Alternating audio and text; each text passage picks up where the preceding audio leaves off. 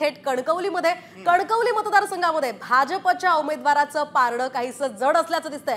त्या ठिकाणी संभाव्य आमदार कोण आहेत ते आपण पाहणार आहोत। थेट ग्राफिक्सच्या कणकवलीमध्ये संभाव्य आमदार म्हणून नितेश राणे जे विद्यमान आमदार देखील आहेत त्यांनाच पुन्हा जनतेने पसंती दिलेली आहे। ठाकरे गटाचे संदेश पारकर यांचा पराभव करून नितेश राणेच हे संभाव्य आमदार असणार आहेत। कणकवलीचा आपण बघतोय की संभाव्य आमदार म्हणून नितेश राणे जी भाजपची तोफ आहे असं म्हणू शकतो आपण।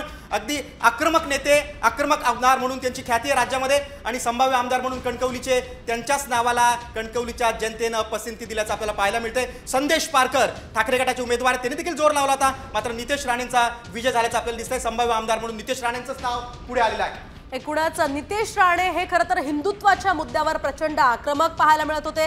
त्यांच्या विरोधात त्यांच्याच महायुतीतल्या नेत्यांनी सुद्धा टीका केलेली होती, तरी सुद्धा नितेश राणे हे जनतेच्या मनात खरे उतरलेले आहेत आणि नितेश राणे कुठेतरी या ठिकाणी संभाव्य आमदार असण्याची शक्यता